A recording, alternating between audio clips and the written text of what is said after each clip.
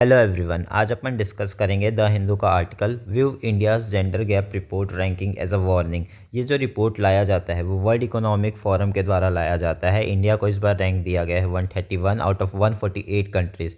बोलते हैं कि जो हमारा इंडिया है वो ग्लोबल इकोनॉमिक पावर है या डिजिटल इनोवेटर बनने की कोशिश कर रहा है अभी। तो हमारे ग्लोबल इकोनॉमिक पावर इसलिए कहा गया है क्योंकि फोर्थ रैंकिंग हो गई है इंडिया की। इंडिया ने जापान को जीडीपी टर्म पे पीछे छोड़ दिया है। अब ये पर्टिकुलरली लो इसलिए आया है स्कोर हमारा क्योंकि हमारा इकोनॉमिक पार्टिसिपेशन या फिर हेल्थ और सर्वाइवल वो काफ़ी लो स्कोर दिलाया। जैसे कि ये सिर्फ सोशल इंडिकेटर नहीं है, ये जो रिपोर्ट आया है ये एक साइन भी है कि स्ट्रक्चरल फेलियर है। जो पॉलिसी मेकर है वो उनको जो स्ट्रक्चर बना रहे हैं, पॉलिसी बना रहे हैं, उन लोग को सही तरीके से बनाना चाहिए सो दैट हम ओवरकम कर सकें और हमारा जो स्कोर है, रैंक है, उसको हम इम्प्रूव कर सकें। ये रिपोर्ट शो करता है कि इंडिया का सेक्स रेशियो जो है बर्थ पे वो सबसे सबसे स्क्विड है, मतलब सबसे गिरा हुआ है और रिफ्लेक्ट करता है हमारे कल्चर का सन प्रेफरेंस जो अभी भी चले आ रहा है बहुत टाइम से।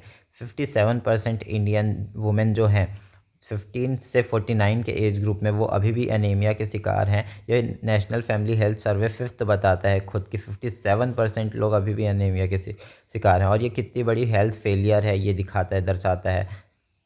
और जो कि ये इसको ईज़िली करेक्ट किया जा सकता है, फिर भी ये अभी तक नहीं कर रहे। और ये शो करता है कि कितना ब्रॉडर फेलियर है हमारा स्ट्रक्चर में, तो पॉलिसी को इम्प्रूव करने की ज़रूरत है। मैकेंसी ग्लोबल इंस्टीट्यूट है, उन्होंने भी 2015 में प्रोजेक्ट किया था कि अगर हम जेंडर गैप्स को क्लोज़ कर देंगे तो हम ऐड कर सकते हैं $770 बिलियन इंडिया के जीडीपी में 2025 तक। लेकिन ये भी पॉसिबल नहीं हो पाया और हमने लूज़ कर दिया ये अपॉर्चुनिटी कि हम ऐड कर पाते करके। अब जो अंडर रिप्रेजेंटेशन है वुमेन का डिसीजन मेकिंग में, हमने पहले भी एक आर्टिकल पे देखा था जहाँ देखे थे कि ग्रास रूट लेवल में तो 47% वुमेन को अलाउ है पंचायत में, लेकिन एट द सेम टाइम अगर हम सेंटर में देखें तो बहुत कम रिकॉग्नाइजेशन है वुमेन का। ठीक है, इंडियन वुमेन्स जो है प्रिफर करती है, परफॉर्म करती है 7 टाइम ज़्यादा डोमेस्टिक वर्क देन मैन अगर हम देखें तो। और ये हाईलाइट किया जाता है टाइम यूज़ सर्वे के द्वारा।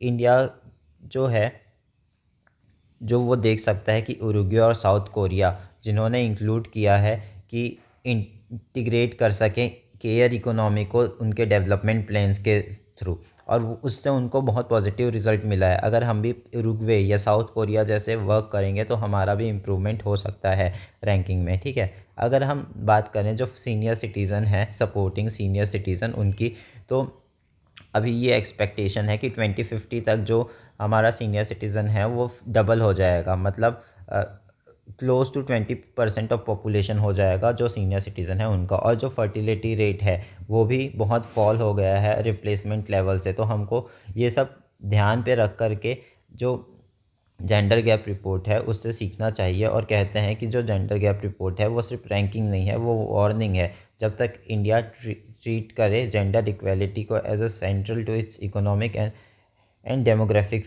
फ्यूचर। ठीक है, तो बोलते हैं कि इंडिया को ट्रीट करना चाहिए जेंडर इक्वेलिटी को सेंट्रल और इकोनॉमिक डेमोग्राफी से रिलेट करके भी। सिर्फ एक राइट देना ही वो काम नहीं है जेंडर इक्वेलिटी का, जबकि अब और इससे ब्रॉडर हो गया है कि जेंडर इक्वेलिटी एक इकोनॉमिक के तरफ से भी देखा जा रहा है, एक डेमोग्राफिक फ्यूचर के तरफ से भी देखा जा रहा है। और इससे हम रिस्क को मिटिगेट कर सकते हैं सो दैट ओवर डिपेंडेंट ना हो वुमेन फ्यूचर पे, राइट, मेल के ऊपर ओवर डिपेंडेंट ना हो। तो यही सब था, थैंक यू।